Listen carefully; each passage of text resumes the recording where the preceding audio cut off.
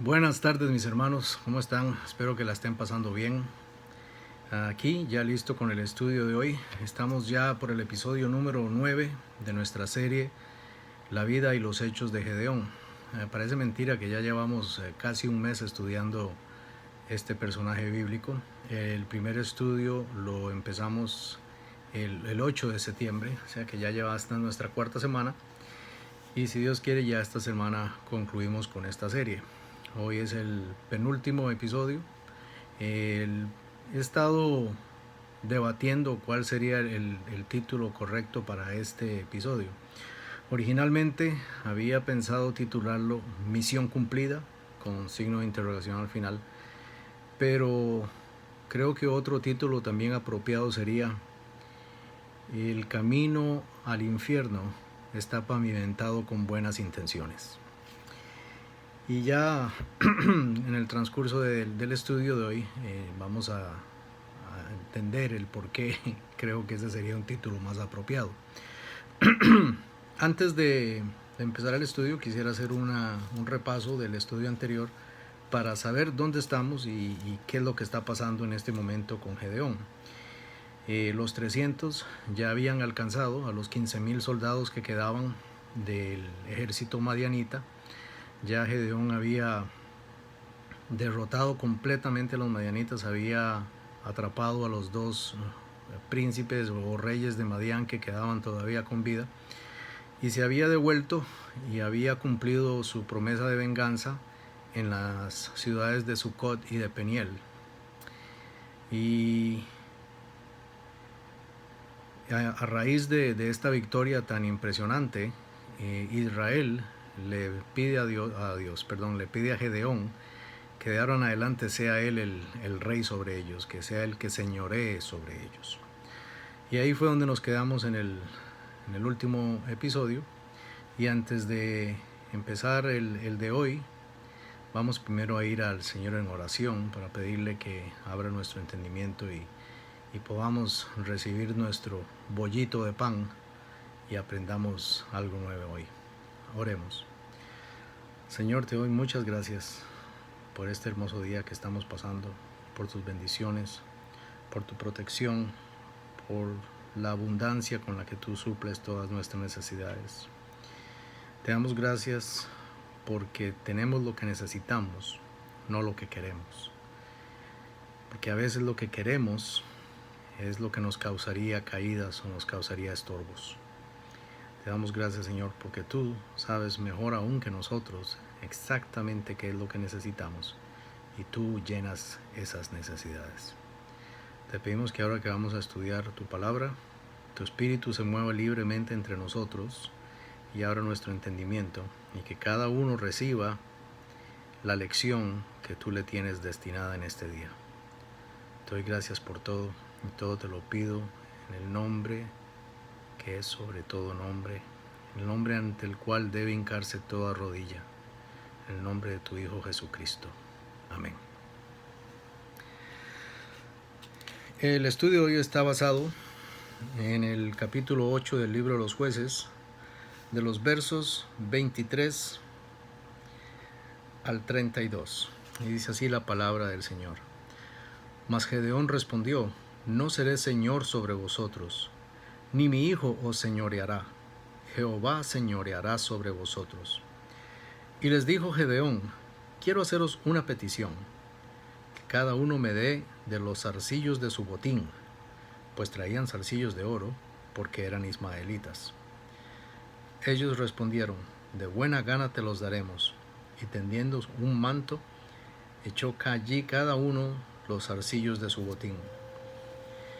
Y fue el peso de los zarcillos de oro que él pidió, 1,700 siclos de oro, sin las planchas y joyeles y vestidos de púrpura que traían los reyes de Madián, y sin los collares que traían sus camellos al cuello. Y Gedeón hizo de ellos un efod, el cual hizo guardar en su ciudad de Ofra. Y todo Israel se prostituyó tras de ese efod en aquel lugar, y fue tropezadero a Gedeón y a su casa. Así fue subyugado Madián delante de los hijos de Israel, y nunca más volvió a levantar cabeza. y reposó la tierra 40 años en los días de Gedeón. Luego Jerobaal, hijo de Joás, fue y habitó en su casa. Y tuvo Gedeón 70 hijos que constituyeron su descendencia, porque tuvo muchas mujeres. También su concubina que estaba en Siquem le dio un hijo y le puso por nombre Abimelech. Y murió Gedeón, hijo de Joás, en buena vejez, y fue sepultado en el sepulcro de su padre Joás, en Ofra de los Abiezeritas. Recordamos que en el episodio anterior, los hijos de Israel, luego de la victoria de Gedeón sobre los madianitas, le pidieron que fuera rey sobre Israel. Gedeón rehusó, como podemos ver aquí. Gedeón respondió: no señorearé yo sobre vosotros, ni mi hijo señoreará sobre vosotros. A primera intención, pareciera que Gedeón no quiere atribuirse a sí mismo el crédito por la victoria en esta batalla, ni quiere coger un cargo que tal vez no sea merecido. Pero si aplicamos una de los principios de interpretación bíblica que hemos venido usando frecuentemente, que es el principio de primera mención, nos damos cuenta que en realidad Gedeón, cuando fue llamado, puso muchas trabas, puso muchas condiciones para atender al llamado de Dios. Así que Gedeón en realidad no era un hombre emprendedor, no era un hombre firme, no era un hombre esforzado, no era un caudillo, no era un estratega militar, no era un general de ejército, era un labriego, un agricultor, un hombre de campo, un hombre que quería que lo dejaran solo, con sus bueyes, en su finca, atendiendo su ganado, atendiendo sus cosechas y ya. Y creo que más bien esa fue la razón por la cual él rechazó ser rey sobre Israel, porque no quería esa complicación. Aparte de eso, ya él había experimentado en carne propia lo débiles que eran en carácter los hijos de Israel y lo volubles que eran, lo fácil que cambiaban de opinión. Y sabía que en ese momento lo estaban alabando y le estaban pidiendo que fuera rey sobre ellos, pero tan pronto hubiera un problema, se iban a rebelar contra él e iban a procurar matarle. Así que ya Gedeón probablemente estaba pensando, no, con esos truenos, ¿quién duerme? Y decidió mejor no comprarse ese dolor de cabeza. Y de paso dijo, ni mi hijo tampoco, ni piensen en él, porque no, él tampoco va a estar para ese jueguito. Así que tal vez la intención de Gedeón no es la que pensábamos, sino, como dije anteriormente, sencillamente ahorrarse un dolor de cabeza. Sin embargo, y aquí es donde la cosa empieza a tomar otro matiz, les pide que le regalen los aretes de oro de su botín. Acuérdense que la gente que habían conquistado los madianitas y todos esos habitantes del Oriente Medio en ese entonces tenían por costumbre adornarse mucho con joyas y demostrar su riqueza de esa manera. Aparte de eso, también consideraban las joyas como símbolos de buena suerte o objetos, talismanes de buena suerte, y en la costumbre, incluso, algunas mujeres llevaban hasta 15 pares de aretes puestos. Y también, como podemos ver aquí, incluso adornaban a sus camellos, le ponían collares de oro a sus camellos y todo. Lo cual habla de una extravagancia y de un amor a los bienes materiales desmedido. Pero no vayamos muy lejos. En estos tiempos que corremos ahora también tenemos muchos ejemplos de cómo la gente piensa que manejando un carro carísimo, viviendo en una casa con más cuartos de los que necesita para vivir y teniendo la ropa toda de marca y lo más fino, están demostrando prosperidad. Y pues era un símbolo de estatus en aquel tiempo también, lo mismo que es ahora. Y Gedeón no era inmune a este fenómeno. Por el contrario, luego de ser un labriego sencillo, pidió que le regalaran los aretes de oro. Ahora, él no tenía como intención enriquecerse tal vez con estos aretes, y por eso dije anteriormente que el título de este estudio de hoy podía ser El camino al infierno está pavimentado con buenas intenciones. Porque Gedeón coge estos zarcillos, estos aretes, estas alhajas, las funde y fabrica un efod de oro. Un efod era una prenda de vestir que usaba el sumo sacerdote cuando estaba ministrando en el tabernáculo. Incluso el efod llegó a ser también un objeto que el sacerdote usaba cuando estaba consultando la voluntad de Jehová. Así que en muchas ocasiones en la Biblia podemos ver que se usa incluso como un instrumento de adivinación de la voluntad de Jehová. Era originalmente en el libro los libros del Pentateuco, cuando se dan las instrucciones de cómo confeccionar esta prenda, se dice que tiene que ser de lino. Ahora recordemos que el lino es una tela relativamente sencilla, una tela relativamente barata, y eso se simbolizaba que el efod debía ser humilde, que la persona que lo estaba usando tenía que aproximarse delante del Señor con humildad. Sin embargo, Gedeón hace un efod de oro, o sea, completamente vira el significado del efod, y en vez de ser una prenda de vestir sencilla que demuestra humildad, ahora se convierte en un objeto estrambótico que demuestra una riqueza increíble.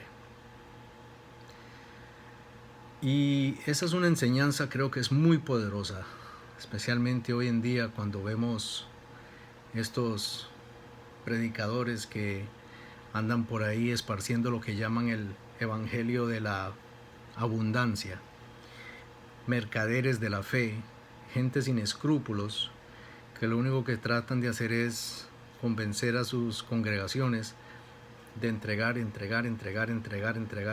dinero, sin importar la finalidad de este dinero y sin importar si pueden o no pueden sus miembros entregar ese dinero.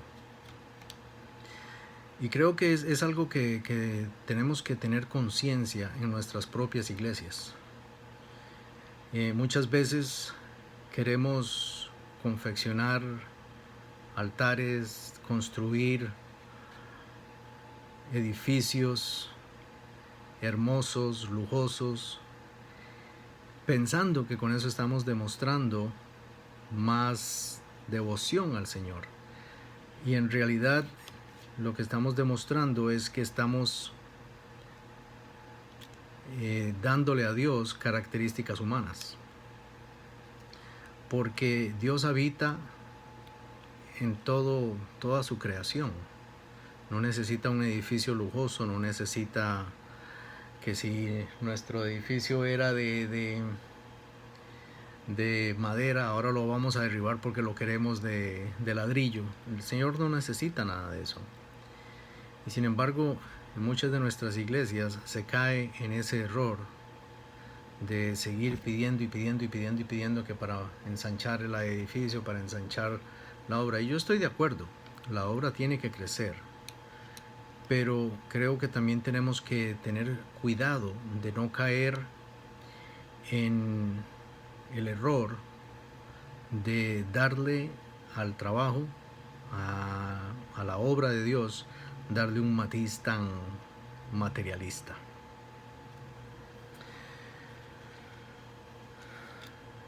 Una vez que Gedeón confecciona este efod, dice la Biblia que se convierte en tropezadero para Israel.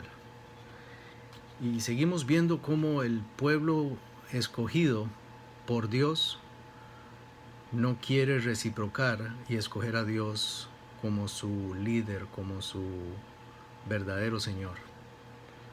Y ahora un efod que tal vez Gedeón, vamos a darle el beneficio de la duda y vamos a decir que lo hizo con buenas intenciones, ahora se ha convertido en un objeto de caídas, en un objeto de tropiezo. Otra vez, de ahí el título, El camino al infierno está lleno de buenas intenciones. Y eso es algo que me toca muy profundo en lo personal, porque tenemos que tener cuidado de no pensar que con buenas intenciones y con buenas obras estamos ganando la entrada al cielo, porque debemos recordar el pasaje que dice que no es por obras para que nadie se gloríe. Y debemos verdaderamente examinarnos profundamente, hacer un examen de conciencia detallado para saber qué es lo que nos impulsa a estar activos tal vez en la iglesia, si lo hacemos porque queremos popularidad, porque queremos estar en el vacilón, porque lo vemos como un club social, o si lo estamos haciendo verdaderamente con el objeto de cumplir el mandamiento de ir por todo el mundo y propagar el evangelio a toda criatura. Pero eso es un examen de conciencia muy personal que cada uno de nosotros debe hacer y llegar a sus propias conclusiones. Luego nos cuenta la escritura que Gedeón se devolvió a vivir a su tierra y tuvo 70 hijos, porque tuvo muchas mujeres, dice la Biblia, y también tuvo una concubina. Es interesante notar que la escritura hace una diferencia en decir que Gedeón tuvo muchas mujeres y también tuvo una concubina. Eso sencillamente nos dice que Gedeón pues se casaba y dejaba a la que se hubiera casado como cambiarse la ropa todos los días. Gedeón se entrega a la promiscuidad sexual. Ya se había empezado a entregar a la acumulación de riquezas, al materialismo, y ahora se está entregando a la promiscuidad sexual. Incluso no contento con tener muchas mujeres, también tiene una concubina, con la cual tiene un hijo, al cual llama Abimelech. Y este hijo de Gedeón, Abimelech, hijo de su concubina, destruye completamente a la familia de Gedeón. Asesina a todos sus hermanos, a los 70 hermanos, se proclama rey sobre Israel y causa una gran división en la nación. Y aquí vemos que el juicio de Dios es justo. A pesar de que Gedeón había sido un hombre escogido por Dios y había llevado a término una empresa que Dios le había encomendado, eso no le daba licencia, no le daba carta blanca, como hemos dicho en otras ocasiones, para hacer lo que le diera la gana. Tenemos que recordar el pasaje en el Nuevo Testamento que dice: la paga del pecado es muerte. Y aquí lo vemos muy claramente. Gedeón comete pecado contra Dios y la paga de ese pecado es la muerte. Después de esto, Gedeón muere en buena vejez. ¿Qué quiere decir la Biblia con que Gedeón murió en buena vejez? Bueno, sencillamente se quiere decir que murió de muerte natural, que no murió de una enfermedad, ni murió asesinado, ni en ningún tipo de circunstancias trágicas. Murió de causas naturales. O sea, que de la misma manera que Gedeón básicamente salió de la nada, salió de un lagar donde estaba trillando trigo, también su muerte fue sin consecuencias, no fue una muerte espectacular o llorada o una muerte que hubiera causado gran cambio en el pueblo de Israel en ese momento.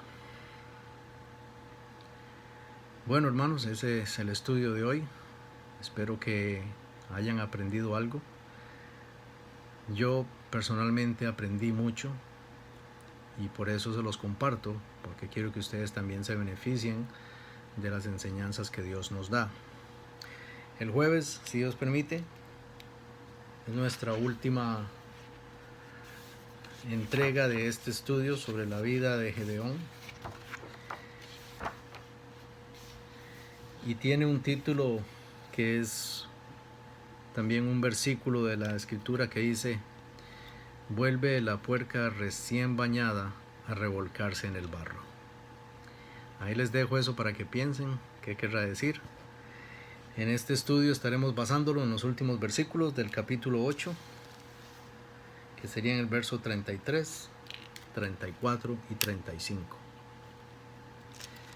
Espero que estén todos bien, que sigan pasando un buen día y que lo que les quede del resto del día que sea lleno de cosas buenas, que Dios me los proteja, me los bendiga.